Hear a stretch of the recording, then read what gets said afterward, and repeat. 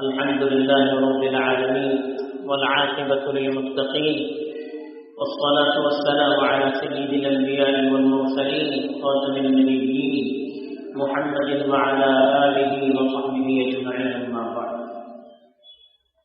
میرے دینی اور ایمانی بھائیوں، بزرگوں اور دوستوں، انسانی زندگی میں سکون، راحت اور اطمینان لانے والی جو چیزیں ہیں اس میں ایک چیز ہے برکت. برکت کا مطلب ہوتا ہے کسی چیز کا بڑھنا اور مستقل اچھی حالت میں باقی رہنا، جس کی وجہ سے انسانی زندگی میں خیر، سکون، اطمینان اور خوشحالی آتی ہے. اس کو برکت کہتے ہیں. اور برکت کا تعلق انسان کی زندگی کے تمام پہلوؤں سے رہتا ہے، پہلوؤں کے ساتھ رہتا ہے.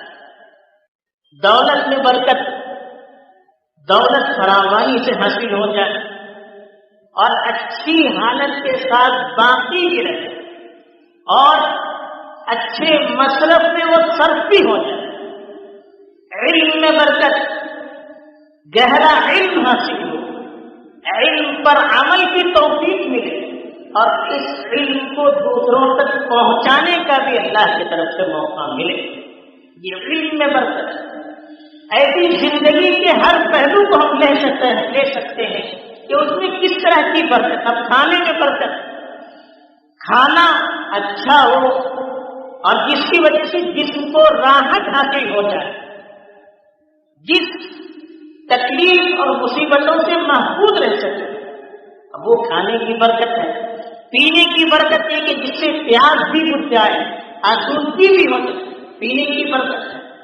تو برکت کا تعلق زندگی کے تمام میدانوں سے ہے، لیکن خاص طور پر مال کے ساتھ برکت کا جو تعلق ہے اس سب میں نمایاں نظر آتا ہے.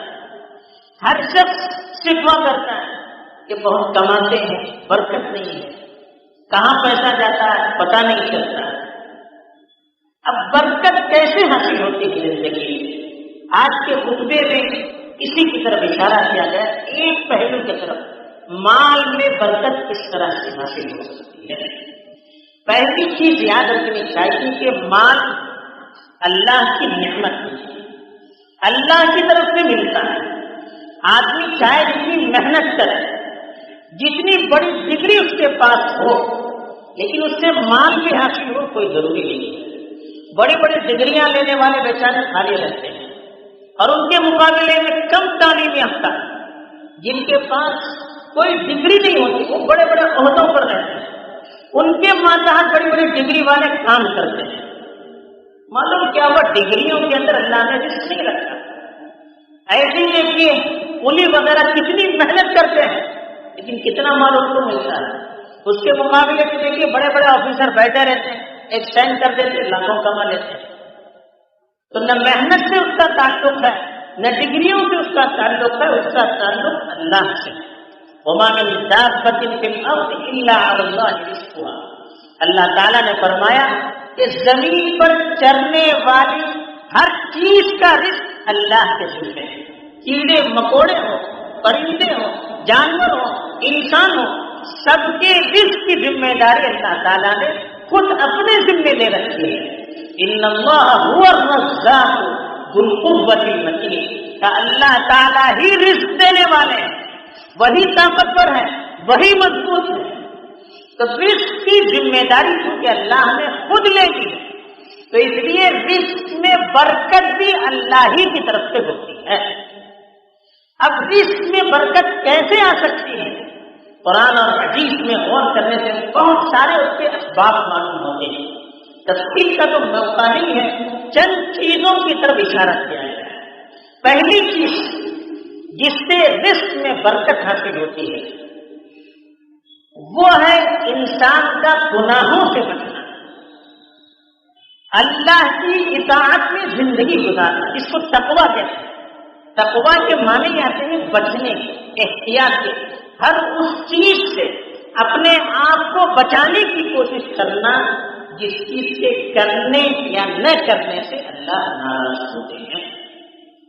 اللہ تعالیٰ نے فرمایا کہ تقوی سے رزق کے دروازے کھول دیے گئے ہیں. وَمَن يَتَّقِ اللَّهَ يَجْعَل لَّهُ مَخْرَجًا وَيَرْزُقْهُ مِنْ حَيْثُ لَا يَحْتَسِبُ. جو اللہ سے ڈرتا ہے، تقوی اختیار کرتا ہے، اللہ تعالیٰ اس کے لیے راستے کھول دیتے ہیں اور ایسی جگہوں سے رزق عطا کرتے ہیں کہ انسان کے وہم و گمان بھی نہیں ہوتا ہے. کبھی کبھی انسان حیرت میں رہتا ہے کہ کہاں کہاں سے اس کے لیے رزق پہنچتا ہے. تو یہ برکت ہوتی ہے. دوسری آیت میں اللہ تعالیٰ نے فرمایا قوم شعیب کا تذکرہ کرتے ہوئے وَلَوْ أَنَّ أَهْلَ الْقُرَىٰ آمَنُوا وَاتَّقَوْا لَفَتَحْنَا عَلَيْهِمْ بَرَكَاتٍ مِّنَ السَّمَاءِ وَالْأَرْضِ. اگر اس بستی والے، جس بستی کو اللہ کے حکم سے ہلاک کیا گیا تھا، اس بستی کا تذکرہ کرتے ہوئے اللہ نے فرمایا اگر اس بستی والے ایمان لے آتے اور تقوی کی صفت اختیار کرتے تو ہم زمین اور آسمان کے برکت کے دروازے ان کے سامنے کھول دیتے. ہر طرف سے برکت ہی برکت ہوتی.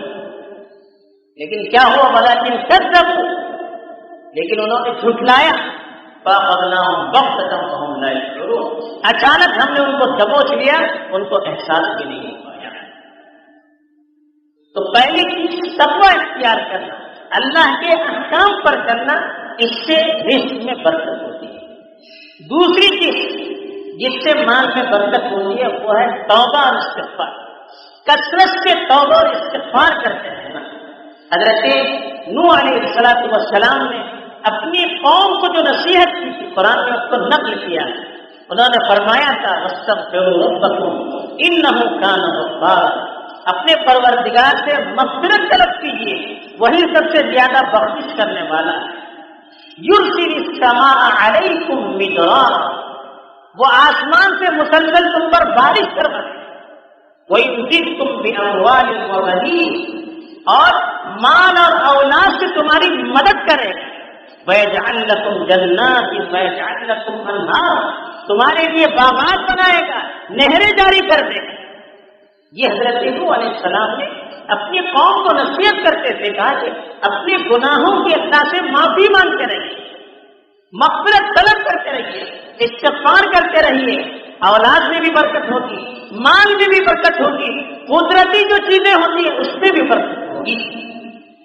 تیسری چیز جس سے مال میں برکت ہوتی ہے، خاص طور پر کاروبار کرنے والے شکایت کرتے ہیں برکت نہیں ہوتی ہے، کمائی نہیں ہوتی ہے، فلاں ہے فلاں ہے فلاں. اس کے اصول قرآن اور حدیث کے جو بیان اس کو سامنے رکھ کر کاروبار کریں گے خود بہت برکت ہے. حدیث میں اللہ کے رسول صلی اللہ علیہ وسلم نے فرمایا البیعان بالخیار ما لم یتفرقا فإن صدقا وبینا بورک لهما فی بیعہما. ترمذی شریف کی روایت ہے کہ خریدنے والا اور بیچنے والا ان دونوں کو اختیار رہتا ہے جب تک کہ وہ دونوں الگ نہ ہو جائیں. اس وقت تک واپس کرنے کا یا بیع کو کینسل کرنے کا اختیار رہتا ہے. پھر کہا کہ اگر وہ دونوں خریدنے والا اور بیچنے والا دونوں سچائی کو اختیار کریں گے، دونوں کا کاروبار سچائی پر ہوگا، وہ بینا، اور کاروبار کے اندر اگر کچھ کمی بیشی ہے تو اس کو بیان کریں گے. دیکھیے یہ ایسا مال ہے، اس میں فلاں خرابی ہے، واضح طور پر بیان کر دیں گے. جو ہے اس کو بیان کریں گے، چھپائیں گے نہیں، جھوٹ بھی بولیں گے نہیں، اور جو عیب ہوتا ہے اس کو چھپائیں گے بھی نہیں، بلکہ کھلم کھلا بیان کریں گے. پوری لہما فی بیعہما، ان دونوں کی تجارت کے اندر برکت کی جاتی ہے. تجارت میں برکت ہوتی ہے سچائی کی وجہ سے، امانت داری کی وجہ سے. تو یہ تیسری چیز بتائی. چوتھی چیز جو بتائی برکت حاصل کرنے کے لیے مال، صبح کا جو وقت ہوتا ہے، صبح فجر کے بعد کا جو وقت ہوتا ہے، اس میں اللہ تعالیٰ نے برکت رکھی ہے. اللہ کے رسول صلی اللہ علیہ وسلم نے دعا کی ہے اللہم بارک لامتی فی بکورہا. ترمذی شریف اور ابو داؤد کی روایت ہے. اللہ کے رسول صلی اللہ علیہ وسلم نے فرمایا کہ اے اللہ میری امت کے لیے صبح کے وقت میں برکت نازل فرما. تو صبح کا جو فجر کے بعد کا ابتدائی وقت رہتا ہے اس میں بڑی برکت رہتی ہے. آپ علم حاصل کریں گے تو میں بھی برکت، دولت کے لیے کاروبار کریں گے اس میں بھی برکت ہوتی ہے۔ حضرت سب جنہوں نے یہ حدیث بیان کی ہے وہ بہت بڑے تاجر تھے، ان کے بارے میں بیان کیا گیا ہے وہ اپنے تجارتی قافلوں کو صبح کے وقت بھیجا کرتے تھے، جس کی وجہ سے بڑے مالدار ہو گئے، ان کا کاروبار بہت بڑھ گیا، دولت سے فراوانی ہوئی۔ تو کاروبار کو صبح کے وقت میں کریں گے تو اس کے اندر برکت ہے۔ ابھی جو لاک ڈاؤن کا سلسلہ چلا تھا اس میں ماشاءاللہ 6 بجے سے رونق شروع ہو جاتی تھی اور مغرب سے پہلے کاروبار ختم ہو جاتا تھا، کیونکہ بہت خیر اور برکت کی چیز ہے۔ لیکن یہاں تو الٹا معاملہ ہوتا ہے، رات میں کاروبار کی رونق بڑھتی ہے جو فطرت کے خلاف ہے، نیچر کے خلاف ہے۔ صبح کے وقت میں اگر ہم کاروبار شروع کریں گے، گاہک کو تو آنا ہے، آپ جب بھی دکان کھولیں گے وہ آئیں گے، آپ مغرب سے پہلے بند کرنا شروع کر دیجیے، وہ خود بخود آنا چھوڑ دیں گے۔ لوگ کہتے ہیں نہیں رات میں آتے، رات میں کیوں آتے؟ ہم دکان کھول کے رکھتے ہیں، ہم بند کر کے رکھیں گے، کون آئیں گے؟ تو یہ اللہ کے رسول صلی اللہ علیہ وسلم نے کہا صبح کے وقت میں کاروبار اگر شروع کیا جائے گا تو اس میں برکت ہوگی۔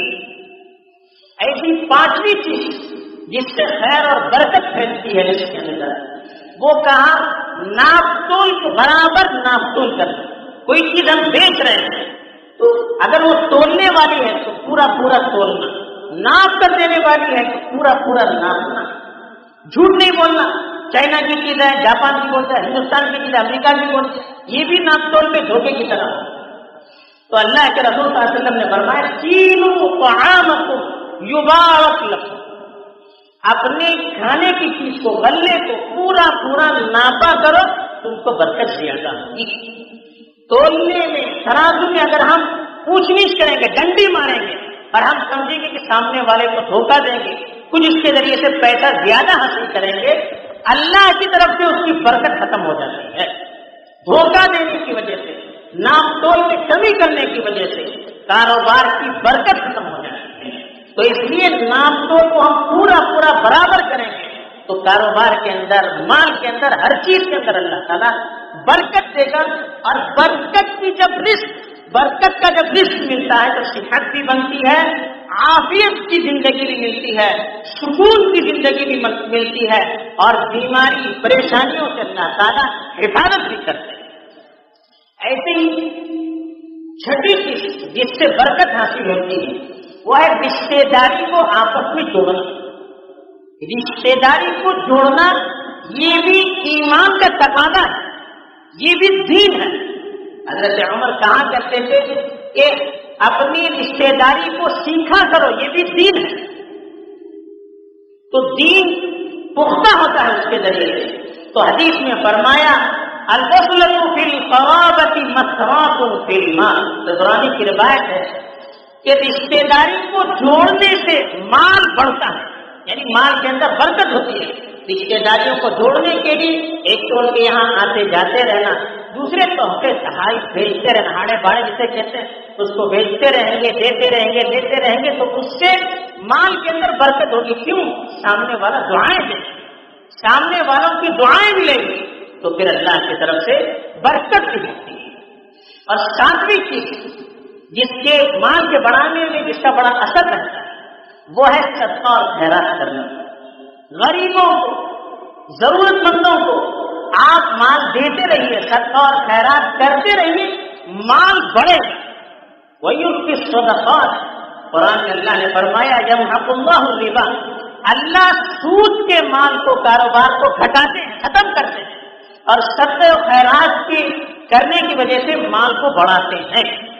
ایک حدیث میں اللہ کے رسول صلی اللہ علیہ وسلم نے فرمایا، اللہ تعالیٰ ارشاد فرماتے ہیں انفق علیک، بندوں سے اللہ کہتے ہیں تم خرچ کرو، میں تم پر خرچ کروں گا، تم جتنا خرچ کرو گے میں تم کو اس سے زیادہ دوں گا۔ یہ اللہ کی طرف سے وعدہ ہے۔ تو اس طرح کے بہت سارے اسباب ہیں جو قرآن اور حدیث میں بتائے گئے، تفصیل کا موقع نہیں ہے، یہ چند چیزیں ہیں، اس کو اگر ہم سامنے رکھ کر اپنا کاروبار کریں گے اور اپنی زندگی گزاریں گے تو انشاءاللہ مال میں برکت بھی ہوگی اور زندگی میں بھی خیر اور سعادت آئے گی۔ اللہ تعالی ہمیں ان چیزوں پر عمل کر کے اپنی زندگی میں خیر بنانے کی توفیق دینا بھی۔ وآخر دعوانا الحمدللہ۔